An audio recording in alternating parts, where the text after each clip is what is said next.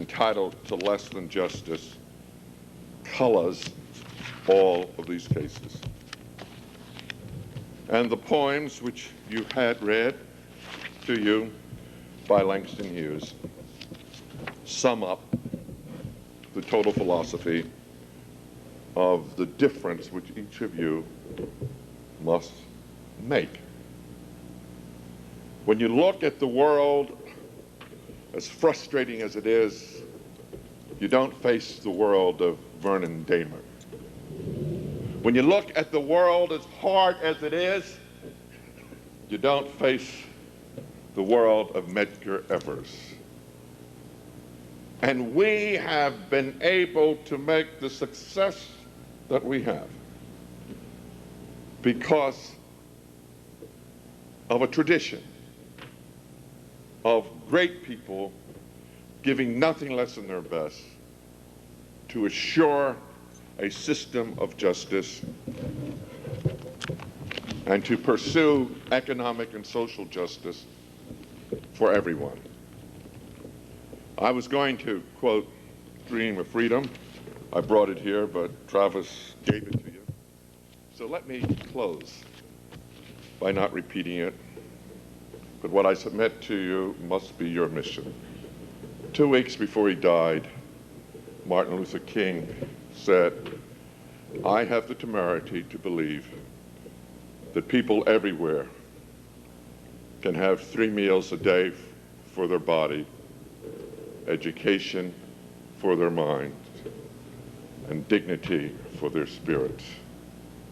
You must be in the vanguard to see that all 3 take place in America."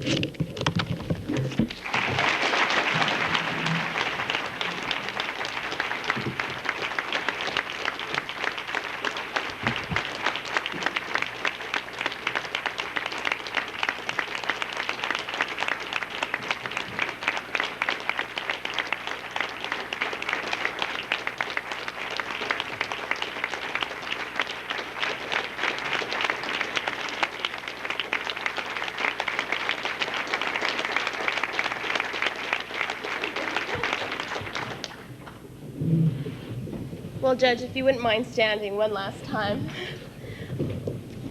We have a few tokens of our admiration. Here we have African Americans' voices of triumph, perseverance. We will either find a way or make a way. Hannibal. Leadership. Leadership means everything. Pain, blood, death. Marcus Garvey.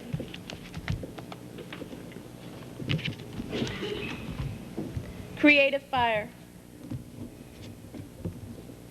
It was either live with music or die with noise, and we choose rather to live. Ralph Ellison. Thank you very much. Appreciate it.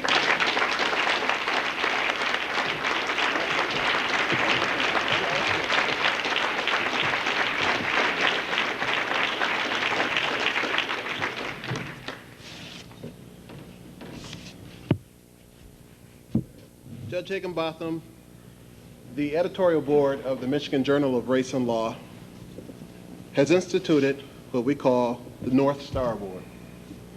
It's symbolic in that it was the star that fugitive slaves from Africa watched and followed from the South to freedom in the North.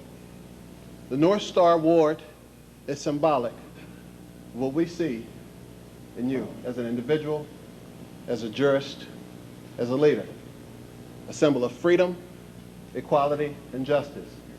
Judge A. Leon Higginbotham, Jr., you are the first recipient of the Michigan Journal of Race and Law's annual North Star Award.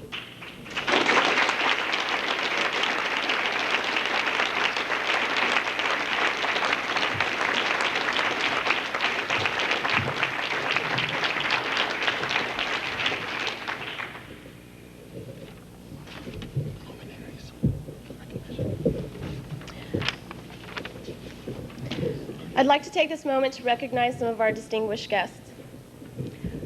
Our presenters, Derrick Bell, Laura Mosley, Lisa Crooms, Samuel Ishikaroff, Amy Wax, Pamela Carlin, Lachlan McDonald, Sherilyn Johnson, Kimberly Crenshaw, Sumi Cho, Ronald Woods, Francis Ansley, Stephen Hawkins, Richard Pildes, Randall Kennedy, and Lundy Langston.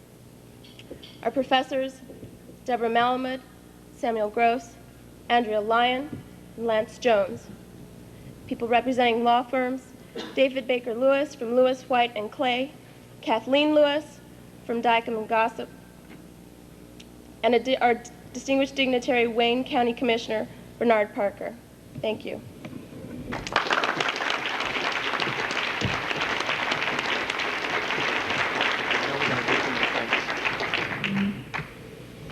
We now have a host of people that we like to thank for helping us get the journal off the ground and this symposium together.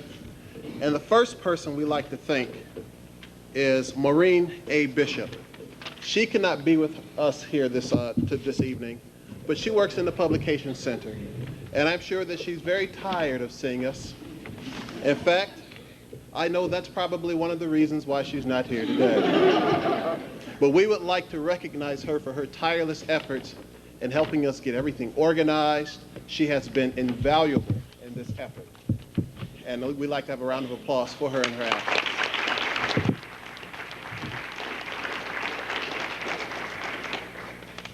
Next, we have a plaque of recognition for Dean Jeffrey Lehman in his absence. He was very understanding when we first approached him about this project. He was very convinced that we were going to get it off the ground. And that is why we like to thank him for having faith in us and working with us in this tireless effort. And we would like for Assistant Dean Sue Eklund to accept this plaque on behalf of him and the University of Michigan School of Law.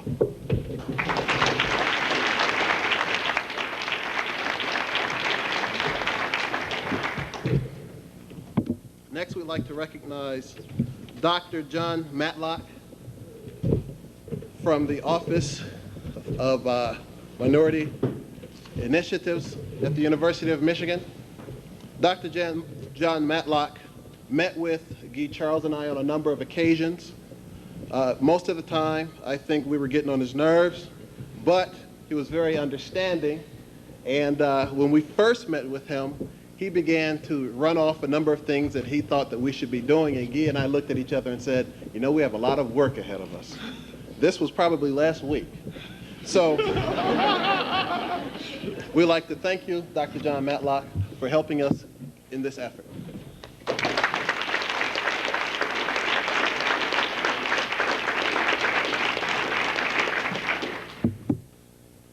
Next we have Dr. Lester Montz.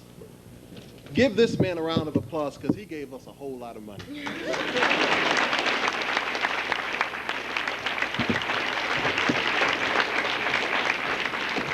I had formed a relationship with Dr. Montz through my activities in Boston. And I remember when Guy Charles approached me about one of the most important things with this journal, and that's finding funding. And he asked me who I thought we could go to. And I said, well, the lottery comes out twice a week, and we could submit some numbers for that. But other than that, it's going to be a hard way to go because there's a financial structure here that probably will not help us as much as we would like. We were wrong in that, and I was wrong. We went to Dr. Montz and submitted a proposal to him, and he seemed to be very accepting. Then he asked how much it would cost. And we gave him a figure that is probably was higher than what most people earn in a year. And he sat back in his chair, took off his glasses, rubbed his eyes, and said, I think we can do this, but if we're going to do it, let's do it right. And I think, based on the turnout here and how well everything's been going, that we are indeed doing it right. And much of that is due to the efforts of Dr. Lester Montz.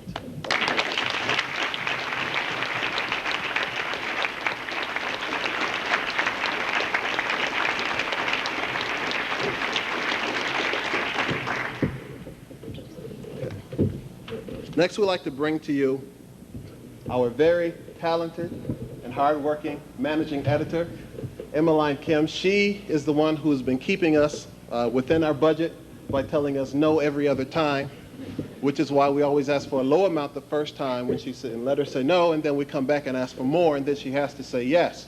Hopefully we've not gone too far over budget in doing everything we've done this weekend and we'll be doing tomorrow.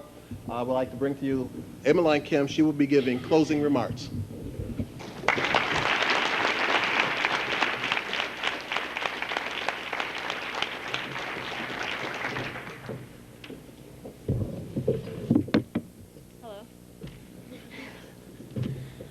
First off, I would like to say thank you to every member of this journal for all of your dedication and perseverance this semester.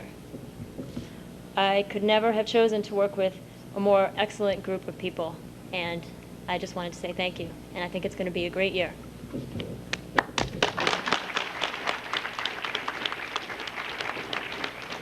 In particular, I'd like to recognize Janine Bell, our reading group coordinator, and also a member of our editorial board, in addition to those who were mentioned earlier. Janine?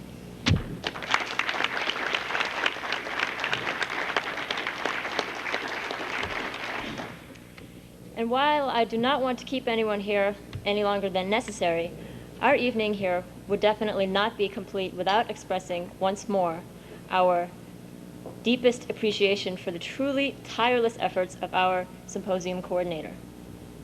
Were it not for his gracious persistence and his exhaustive and exhausting attention to detail, this symposium literally would never have happened.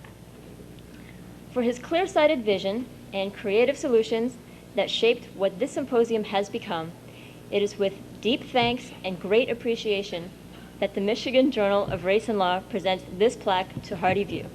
Hardy.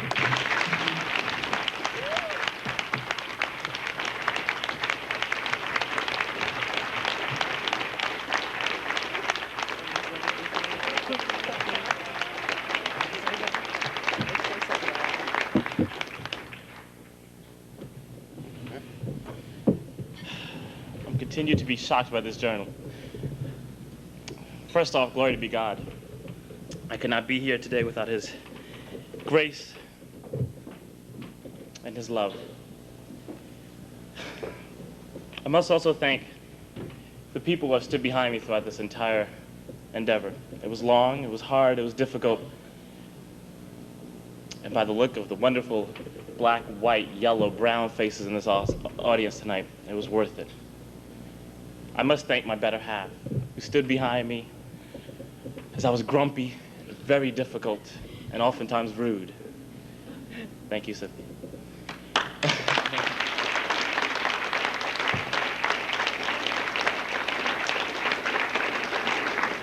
And to my new family, my ed board. Since I never speak to my mom and dad now anyways, I've adopted you all. I thank you all for being very patient, for working extremely hard, for missing a whole lot of classes, and for being extremely understanding and extremely professional through and through. I feel very privileged to be a member of the University of Michigan Law School.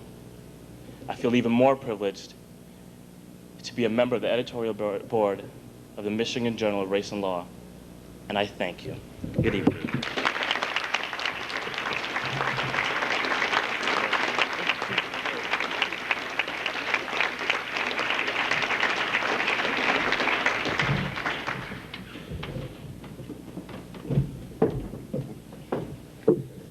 Finally, I would like to thank all of you for coming here this evening and for coming to this symposium and to show your support for our journal and for our endeavor.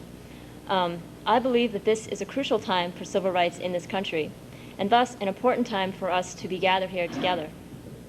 This is a great opportunity for us to share and exchange our thoughts and ideas about issues that affect us all so personally and so profoundly. As the first day of this symposium comes to a close, my mind is filled with all that I have learned from our insightful speakers and presenters. I am looking forward to tomorrow's program beginning at 9 a.m. with a panel discussion on voting rights, and to continue throughout the day. And I sincerely hope that you all will return as well, as we continue to reflect upon how far we have come and to explore our possibilities for the future to see how far we shall go. Thank you all for coming. Good night.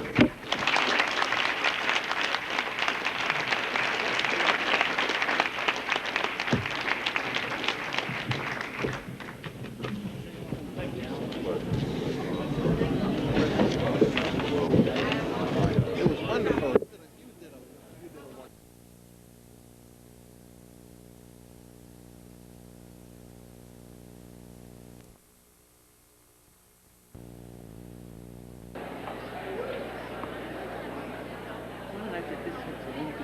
Oh, Guy is going to say something first.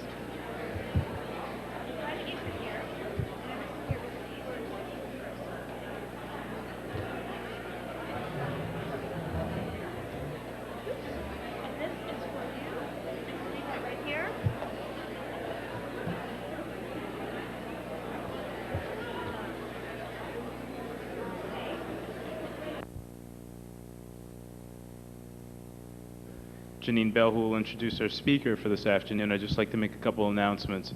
Following Professor Bell's address, there will be two concurrent affirmative action panels, one entitled The Role of the Media in Shaping the Affirmative Action Debate, which will be held in this room, and the other entitled Affirmative Reaction, New Perspectives in the Affirmative Action Debate, which will be held in room 150. Following those panels, we'll have a panel presentation on immigration entitled Immigration Backlash, Can We Not All Get Along? And the last event for this two-day symposium will be the closing session in this room. The closing speaker will address us in this room, and it is Ms. Grace Lee Boggs. And I've met her at lunch today, and she's an amazing person, and I encourage you to come out and listen to this person talk. Now, I would like to introduce Janine Bell. Janine is a first-year law student, a member of the Ed Board of the Michigan Journal of Race and Law. She's also a PhD student, pre-candidate in political science. My good friend, Janine Bell.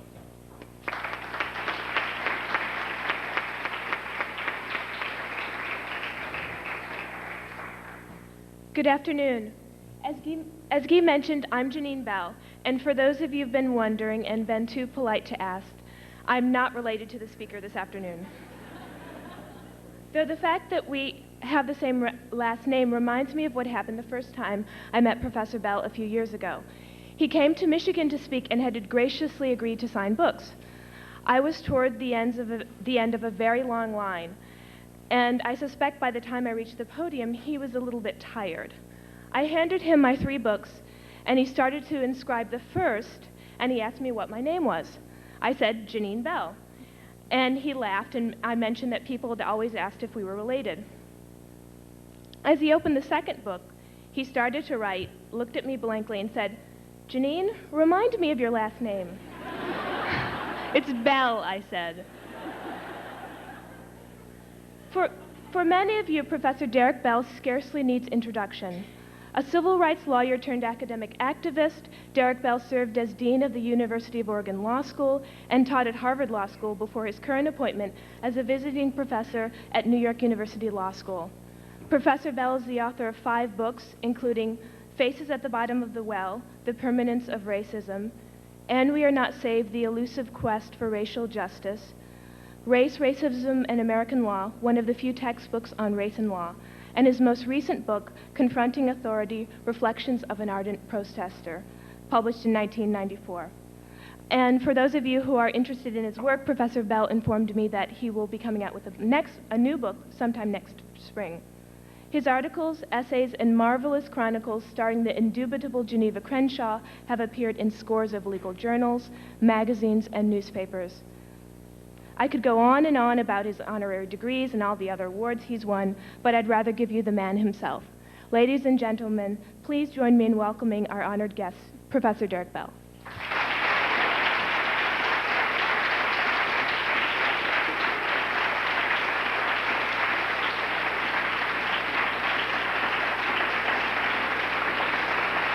Thank you.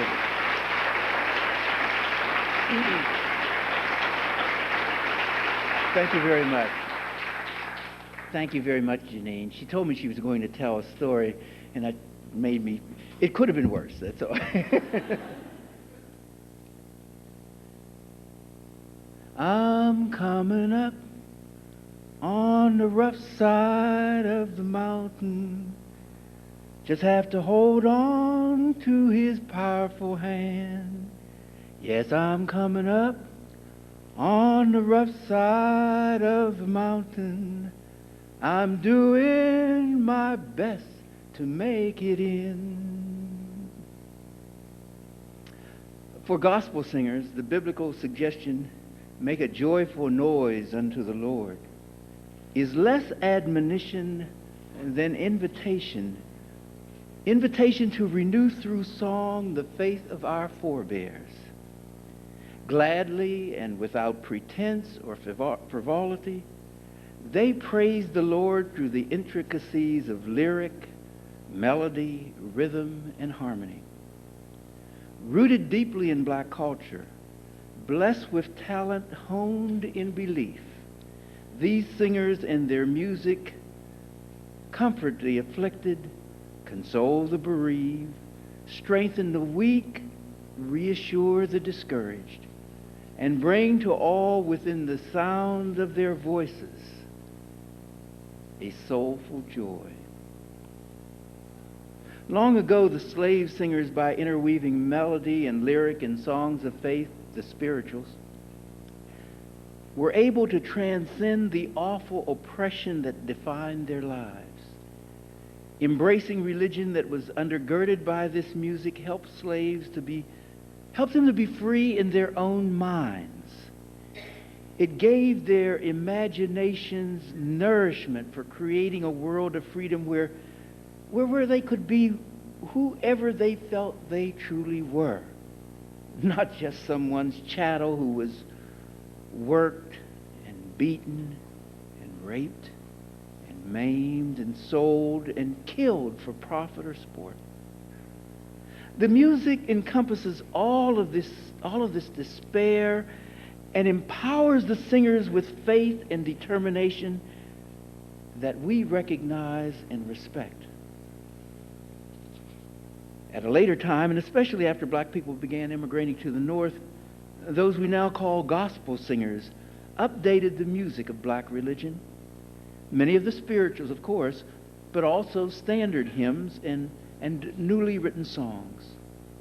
Church-connected composers revised the slave singers' messages about the trials of this life that would be rewarded by life after death. And to this basic and still prevalent theme, they added an optimistic outlook about life now. The good news, the gospel truth they suggested was that through faith and adherence to Jesus' teachings, happiness could be achieved in this life. Well, given the fact that emancipation, while it ended slavery, did not bring freedom, theirs was no easy task. But from life experiences filled with trouble and hard times, their vulnerable present offering views of the future that, as far as they could see or imagine, suggested only more anguish, more of life woes, they nevertheless, utilizing the idiom and instruments of jazz and the blues, had composers who wrote and their choirs sang with assurance, "I'm so glad trouble don't last always." Lifting their voices in complex harmonies, marvelous cadences, and with rhythms beyond anything despair could silence, they imbued meaning beyond the words to the pledge. I'm going to live the life I sing about in my song. Bernice Johnson Reagan, founder and lead singer of the singing group Sweet Honey in the Rock, explains the magical pull of this music. She said, in singing in the black style, you have to be able to change the notes with feelings before the sound comes out of your body. So you're not singing notes and tones. You are giving out pieces of yourself, coming from places inside that you can only yourself visit in a singing. It is, she said, having what is inside yourself ride the air in the song you are singing. Maybe as a result, in this music, it seems to me, dwells the stuff of miracles. For black people, it has been and remains, as novelist Alice Walker believes, inoculation against poison, immunization against the disease of racist and sexist selfishness, envy, and greed.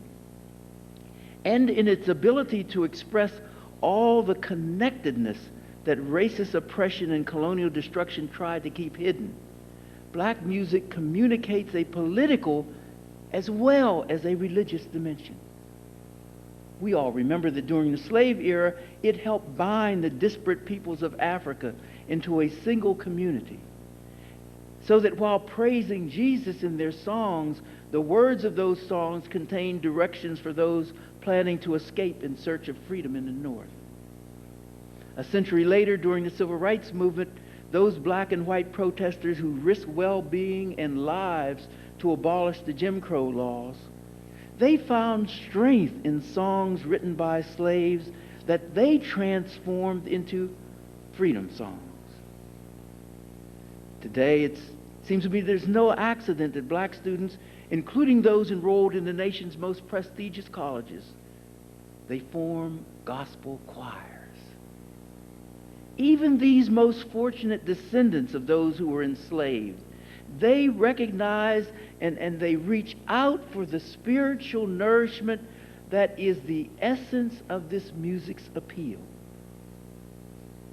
Gospel, and particularly the gospel choir, is at its best an echo of the tempos of the soul searching for God's peace in the midst of a hostile world.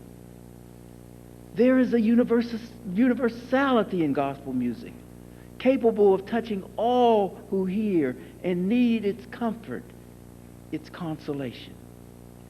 Who among us, with whatever race or color or class or creed, can hear gospel music without surrendering to the felt need to tap a foot, to kind of sway just a little bit, perhaps even join in when the hand clapping really gets going? Truly, this music speaks to the unavoidable fact that at bottom, we are all in the same boat. There is potential in this music to touch and unite across barriers of race and class. Who knows? Gospel music is already, how do they say, crossed over and is popular in portions of the white community. Perhaps gospel music is the much-sought link that can unite the people of this nation across barriers of race, color, class, creed, enabling all of our souls to, as Bernice Reagan Johnson says, ride the air in the songs we are singing.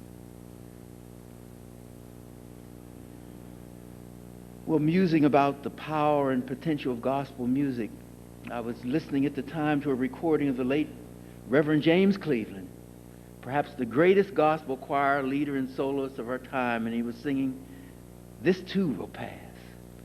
I've had heartaches like this before," James said, "and disappointments by the score.